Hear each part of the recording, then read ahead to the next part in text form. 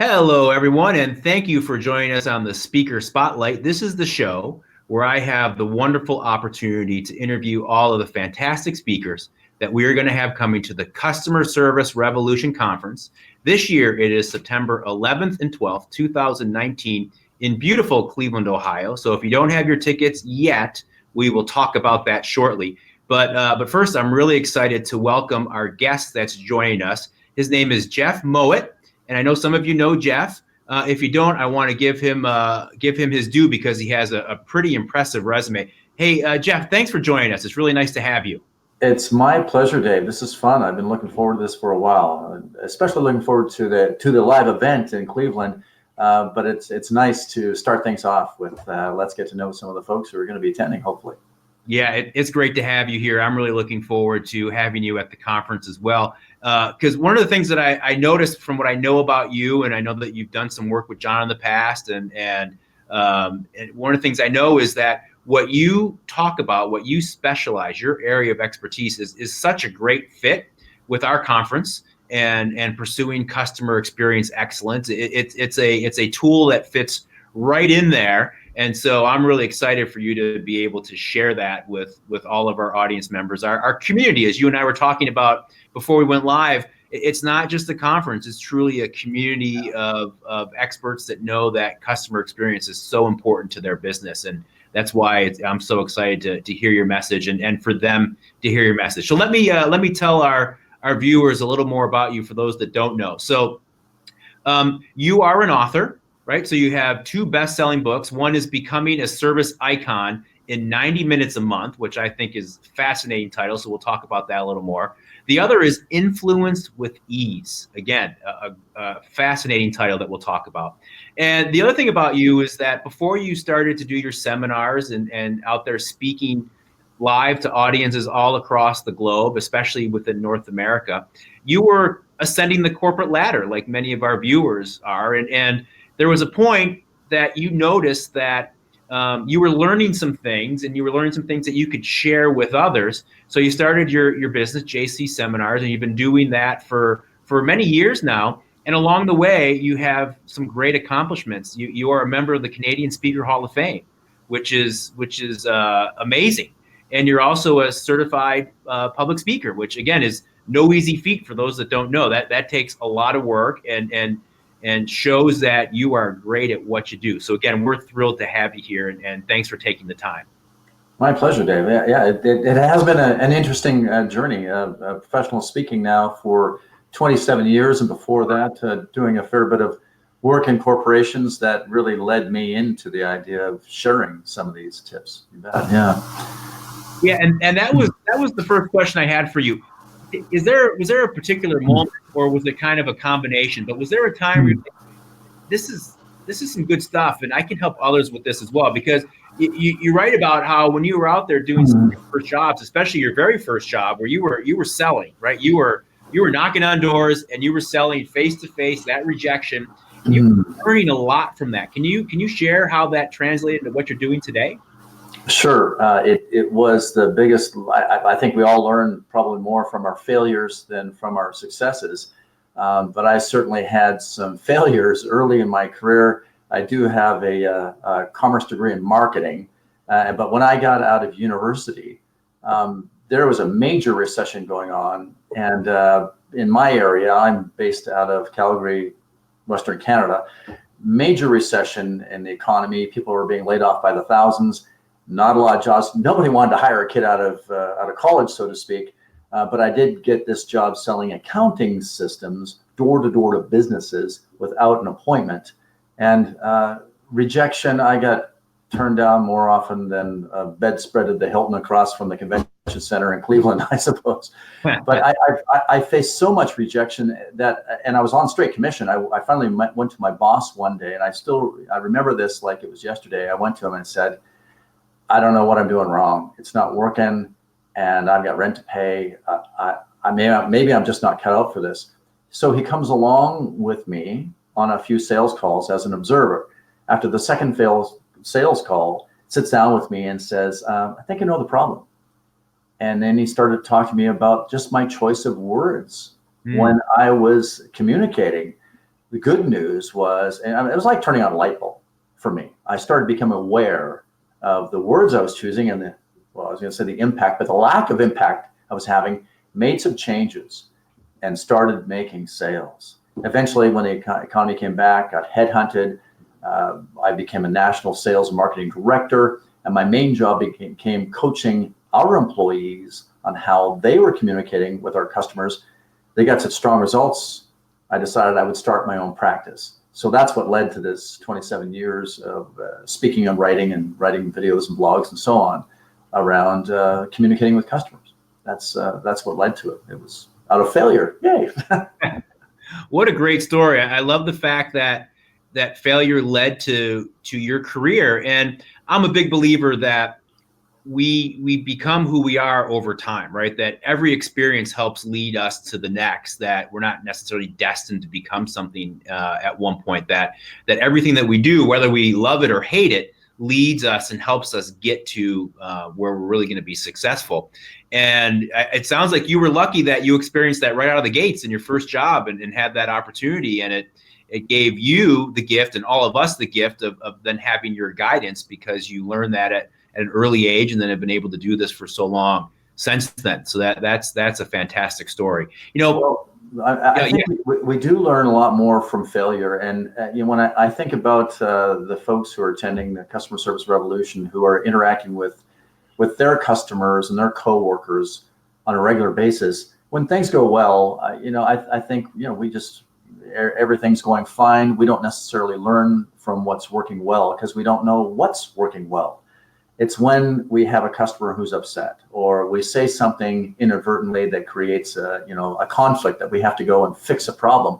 That's when we really learn. So I am a huge advocate of paying attention to those learning opportunities. Mm-hmm. And as you're saying, Dave, really adjusting along the way. And as we adjust and learn from those challenges that we have, we get better and better. And so I really think it's a mistake to avoid failure along the way. Just pay attention when I don't think we should go looking for failure. Yeah. But when it happens, what do we need to adjust? And that's not just with customers. It's with our relationships. It's with exercising. It's everything that we have in life. We learn more from, I think, mistakes and things that don't go well. And maybe that's part of the purpose of service and serving others. We're learning, growing. Yeah, excellent point. Now, Jeff, you've had the opportunity to speak in front of and to hundreds of organizations across North America throughout your career. And you talk on a lot of topics. One of my favorite is from your first book, Becoming a Service Icon in 90 Minutes a Month, which, again, is such a fascinating title because you have simplified something that's so important to not only organizations, but also to individuals, right? As a skill set, as something that sets them apart, that helps them grow within their career. Can you give us kind of a high level overview of some of the things that you share in that work? Sure, I'll be happy to. Essentially, what that book is about is kind of the culmination of me working with organizations about, okay, we talk about customer service behaviors, and those are easy to talk about, but what's behind, why is it that some employees are performing at a higher level than others, and why are some organizations getting better results than others? And so we look at the customer service culture, and what we discovered is there's a number of things that motivate employees and make them feel engaged. And so when we took all this research, and that became part of that book, what I started working with these organizations is how do you take motivation? How do you take customer feedback? How do you take your mission and your service standards and adapting to changing customer needs? How does a manager deal with all of those issues around recruiting, training, and motivating employees, and at the same time, lead the organization, sort of thing? And what we found is that so many managers are so busy with the day-to-day stuff and administering and doing that kind of stuff, we're not necessarily affecting the customer service culture. So what we worked out was, based on all these different things people were doing, we started to honing the process. What is the highest and best use of a leader's time? And we came up with, when you're going to spend time with your team members, face to face with your team members, How can you have the most impact on your culture? And so we developed this process. It's called a CAST meeting, C-A-S-T. It stands for Customer Service Team Meeting. And in that meeting, 5 elements essentially that involve, one of which is talk about your mission and your service standards. And I know that DiJulius Group does a lot of work along those lines. You guys are great at this, identifying what your mission is. Tips on customer feedback. What are our customers telling us, and who's asking for feedback, and what are we doing with that feedback? Typically, if we find that organizations, we do surveys, goes to the managers, and then what happens as a result of it? So we talk about at that meeting, what are our customers saying? What should we be doing differently? We'll also talk about what I call the most, well, there's another one, and that's a little tip. Give them a little tip that will help your employees, a tip to help increase their influence with folks. Like, for example, change a word from, oh, I'll have to take a message to, I'll be happy to take a message. Right. Little stuff like that too, when you're working with a coworker, rather than I'll have to check, I'll be happy to check, stuff like that. And then the last part of the meeting is what I call service legends. And that's where we recognize individuals who go above and beyond when it comes to taking care of customers. And the reason we do that is because when you talk about what people do differently, you create stories. And stories are parables. And a lot of organizations, they focus on customer service policies. Do this, do this, do this. People don't remember policies. They remember parables. There's a parable is a story that gives a lesson. And those parables have been around for generations, millennial. And so every organization, it's our job as leaders to start cultivating and mining those stories so that everybody learns from that. So essentially that's what, and it takes an hour and a half. That's essentially all we do. Have a meeting with your team members, but make sure that you're getting the most of that meeting, and talking about those 5 elements makes a big difference. It sure does. And you bring up such a great point, Jeff, because we find this in our consulting practice all the time, where whenever you're working on any sort of customer experience initiative, or any initiative for that matter, it's really going to live or die with your middle managers, the people out there that are overseeing your frontline teams. And often organizations make the mistake where they just feel that this can get the attention it deserves just by adding it on to everything else that's already on their plate. And to your point, usually that's too much already, and this becomes more work. Sometimes it's hard work, and they're not trained well enough to do it, or quite honestly, they just don't have the time that it needs, or they were never told how important it actually is, or how important they are to that process. So I think your book is such an amazing tool, because it kind of helps level set on what they should be doing, where those areas of opportunities are, and how important those parables are, because we share that thought process too, that stories are the way to spread the message. And a good story is a good story. It doesn't matter if it happened in accounting or on the sales team or wherever. If it's a great story for your organization, share it. And I love your concept of parables, because a teaching moment is so important. Yeah, well, and it becomes, to your point, Dave, it becomes, we need a little system, and because I can't think, oh gosh, when I talk with managers, almost inevitably, she or he tells me, I should spend more time recognizing my employees. Well, we should, but we're also busy. And if we do that one-on-one, not everybody learns why they're being appreciated and so on, as opposed to, let's do this systematically. Once a month, we're going to get together. Frankly, there are some organizations they do these enterprise rent-a-car. They'll do a daily debrief, 15 minutes stand-up meeting, talking about what went well, what do we need to work on, that sort of thing. And it changes culture. So it does not have to be complicated, because everybody's busy enough as it is, especially, as to your point, those middle managers. How can we make this a process as opposed to, oh yeah, I should do that? No, it's, we're scheduling this in. It's part of the regular routine. That's what makes a difference. Great point. It really is effective, and such a great tool in your book. I wanted to ask you about your other book as well, Influence with Ease, because again, a fantastic title.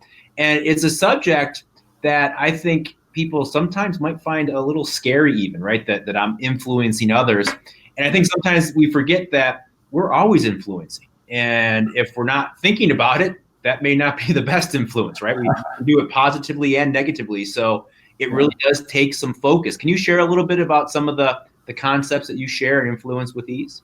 Sure. And I think to your point, Dave, I think there is this feeling sometimes people go, oh, I'm going to influence someone. I think sometimes people equate influencing to manipulating, and as a negative thing, realizing that everything that we say and everything we do influences the way people perceive us.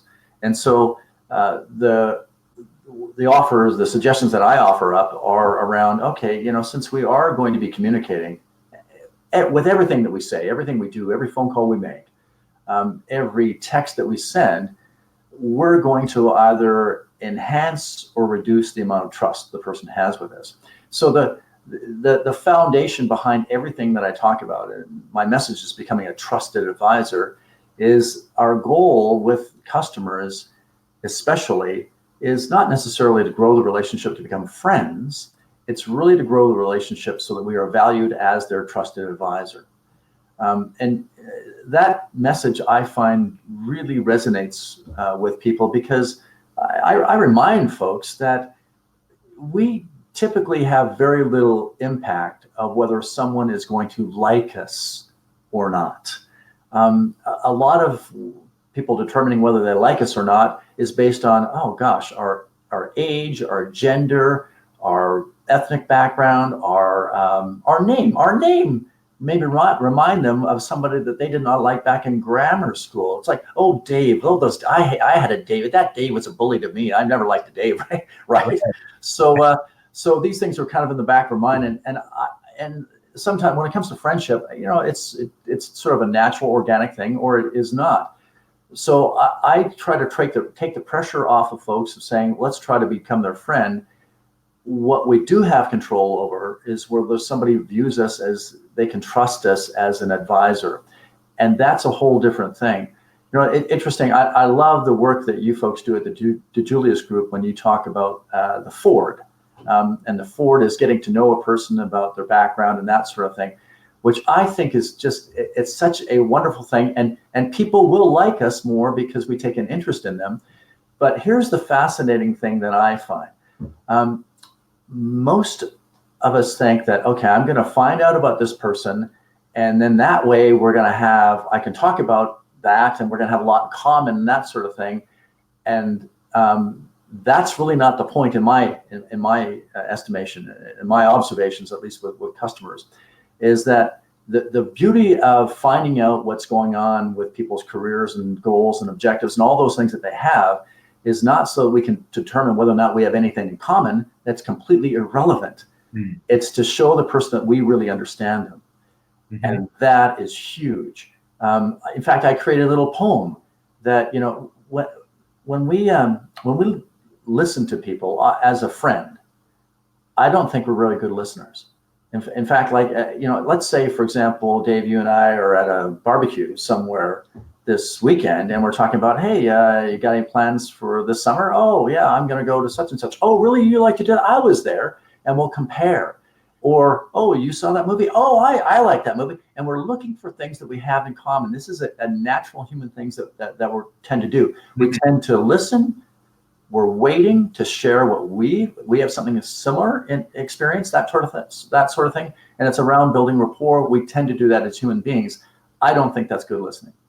I think that's really we're waiting, and we're waiting to share.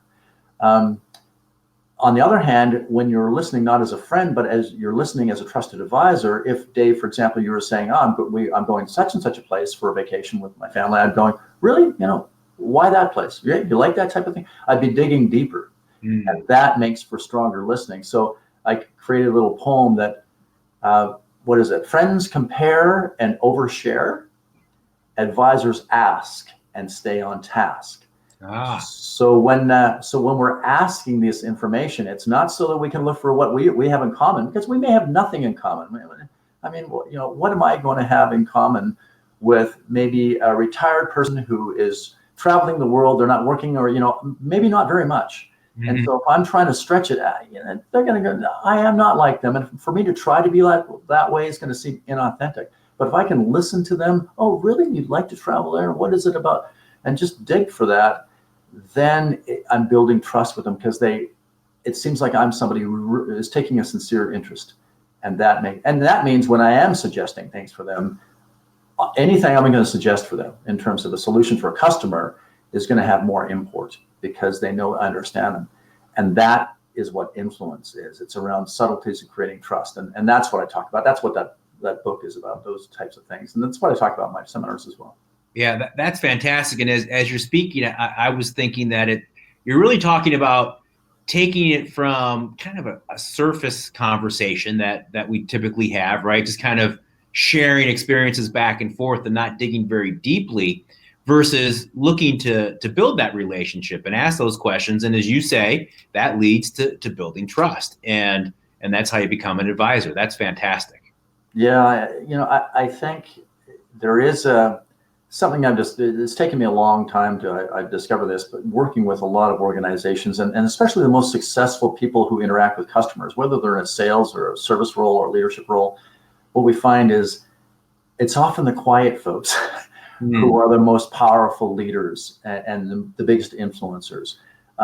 In fact, my conclusion after many years of doing this is that being a trusted advisor is not so much about being a smooth talker as it is about being seen as a strong listener. And, it makes such a difference when we listen to folks, because what it means is that when you really prove to somebody you understand what's going on with them, and not only with their immediate need as a customer, but if you think about why are they buying this or doing this transaction? How does this fit in with their greater desire? When you talk about that you understand what they're really looking for, it builds tremendous trust. And it means that when you understand that, if they're to do business or talk with anybody else, they're going to take a risk. And the risk with anybody else they talk to is going to be that person may not understand them the way you've proven that you have. And that makes you different. And I know you talk about this, Dave. It makes price less relevant. It's because, it's around understanding what's the right fit for them. So yeah, it makes all the difference. It's not talking so much, it's listening a lot more. Yeah, and we work with a lot of our clients where they truly want their team members to be that trusted advisor. It's not so much about closing the sale as it is what's doing what's best for that customer at that time and building that trust for down the road, right? It's almost like foregoing that, selling that item on special in exchange for getting their business down the road and building a lasting relationship. It is. What's the best fit? And especially these days when information is free, you can Google anything, and there's I just did this for a client. I'm speaking for Air New Zealand in Los Angeles next couple of weeks, and I just did a Google search for let's do destination tours in New Zealand, and when that Google search came up with not 1 million responses, a billion response. I've never seen this before, but 1 billion responses. So when customers are faced with so many choices out there, they're already smart. What they're looking for is somebody who will interpret all of that information based on that customer's unique needs and then come up with a solution. But that requires us understanding customers' unique needs. And that means a lot of asking, and then whatever we suggest is going to be a better fit for them. But that's what today's customer is looking for when it comes to complex sales. If it's a transaction, they're getting a widget, they can get it online. There's not a lot of extra value that we're providing to them. Right. But it's to find that right kind of product or service. That's where we're really bringing value for folks. Yes. Excellent. Now, another thing I wanted to ask you, Jeff, on your website, jeffmowatt.com, you have a couple of great tools that I was exploring. One that caught my eye is what you call 50 phrases that pay. Seems like a great tool for a lot of organizations out there. Can you share a couple of examples of what that tool is all about? Okay. Just to be clear, that's 50 phrases that pay. It's not 50 shades of gray. just to let you know, it's not that interesting.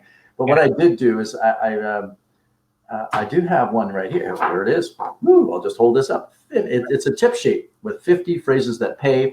And what I do is I take common phrases that we use when we're interacting with customers, and I give an alternative version. And there's 3 categories on it. In fact, we'll have some fun with this right now. There's 3 categories. There's on the telephone, when you're interacting with customers on the telephone. It's in service and selling situations. And the third one is when things go wrong. So to have some fun with this, Dave, I'm going to give you, because there's 51 tips on here, I'll give you, you give me a number, and the first category is on the telephone. So pick a number between 1 and 6, any number, and I'll give you an example. I'll go with 4. Number 4. Okay. So instead of saying, oh, hi, it's Jeff, when you're phoning somebody, just make sure that you also add, hi, it's Jeff, returning your call. And what that does is it shows that we're keeping a promise, and it's a little way of turning up the dial of trust.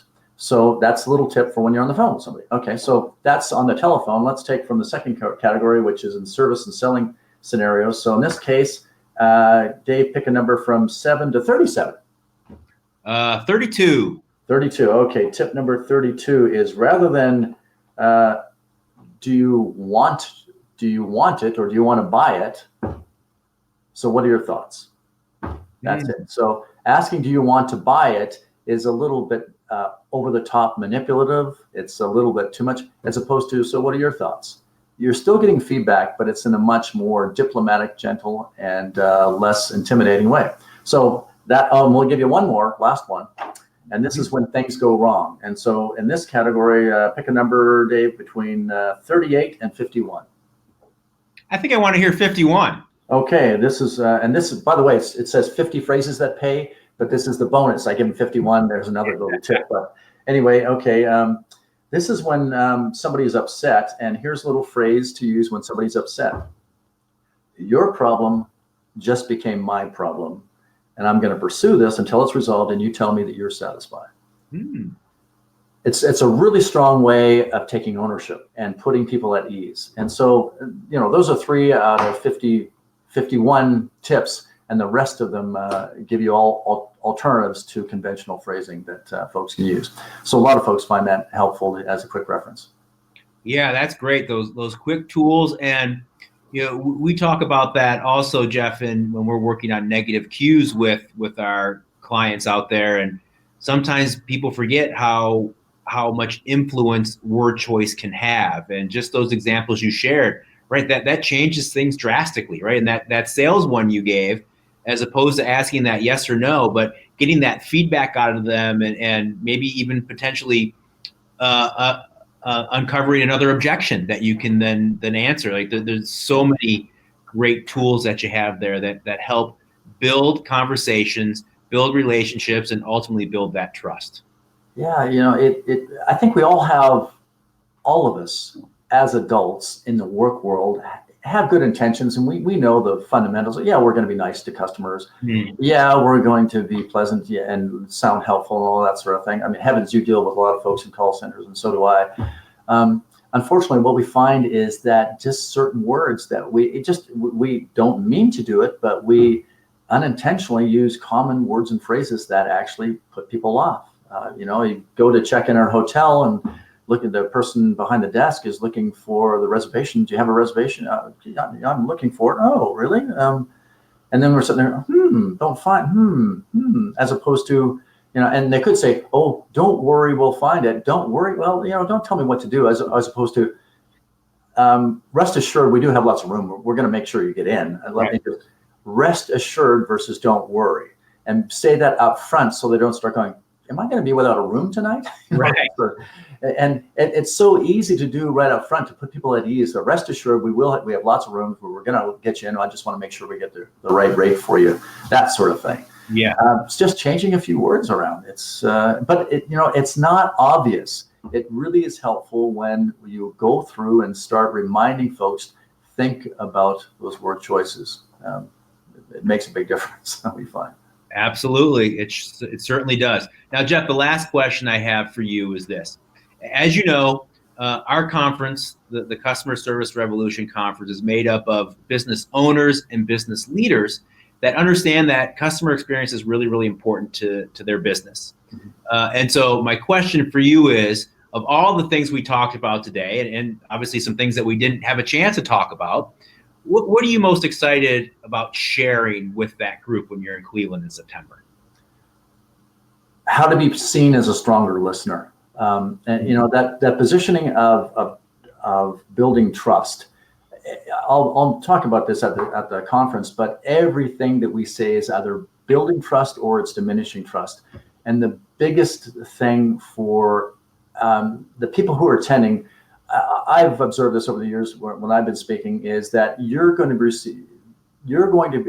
people who are going to be there are the high performing folks.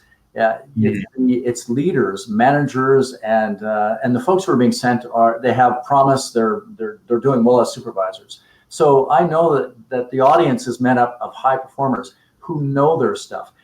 And the challenge that they have, and whether they are aware of it or not, because I'm just doing this long enough, is because they're so smart, they're so quick with their responses and their advice and their input to folks, that sometimes it comes across inadvertently as being dismissive. And that's the biggest challenge that we have. The higher level you get up within an organization, and the more confidence you have when dealing with customers. So it's a great problem to have that folks are so smart.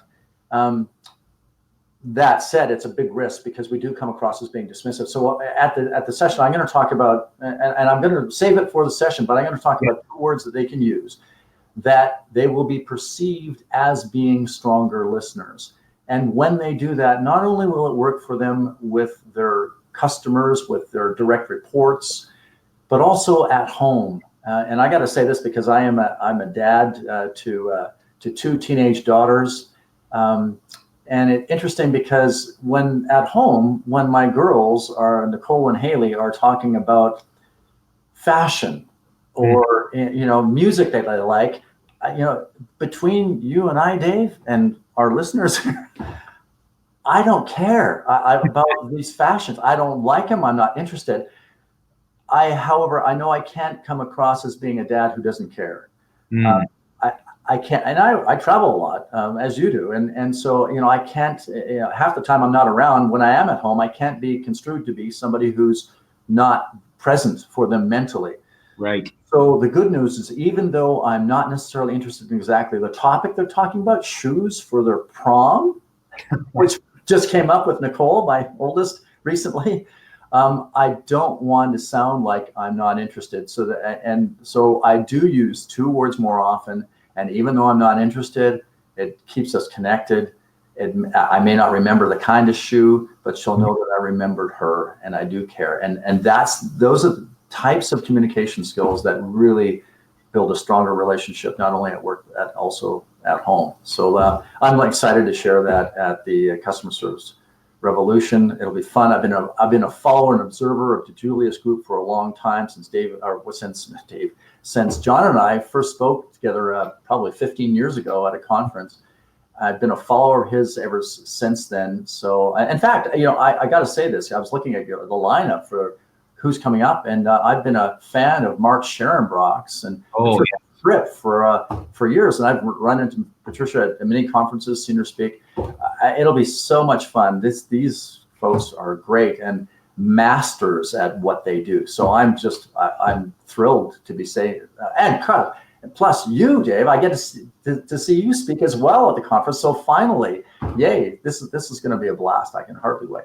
Yeah, and I can't wait to see you too, because such great messages that you have, and tools that we all need. It doesn't matter who we are, where we are in our profession, or home life for that matter, as you just mentioned with your teenage daughters. I know exactly what you're saying. I have two teenage daughters myself, and I hear exactly what you're saying. I mean, those tools are transferable to all aspects of our lives. So it's really going to be such a useful session. I can't wait to have you here in Cleveland and to see you. Me too. It'll be fun. Hey, and beautiful. September in Cleveland. I've never been to Cleveland, so I'm looking forward. It'll be great. Yeah, September should be very, very nice here. We do have lovely fall, so you should enjoy that. Yeah, good stuff. Well, Jeff, thanks so much for joining us. It was a pleasure to have this opportunity to chat. And you shared so many great tidbits today, and there's so much more to come when you're here in Cleveland. So I do want to share with our audience that, again, the Customer Service Revolution Conference is September 11th and 12th, 2019, at the Convention Center in downtown Cleveland, Ohio. If you have not purchased your tickets yet or need some additional information, you can do that at customerservicerevolution.com. That's the website. Or you can contact any one of us here at the DiJulius Group. We'd be happy to chat further, answer any of your questions, and see how we can help. But Jeff, until September, I hope our paths will cross again before then. I'm actually going to be in Calgary before the revolution, so maybe we can connect. Let's get together for All sure. Right. Yeah, okay, all right. Sounds great. Thanks again for being here. Fascinating information, and I know that we're all looking forward to seeing you at the Customer Service Revolution in September. My pleasure. I'm looking forward to it as well, Dave. See you then. All right, thanks.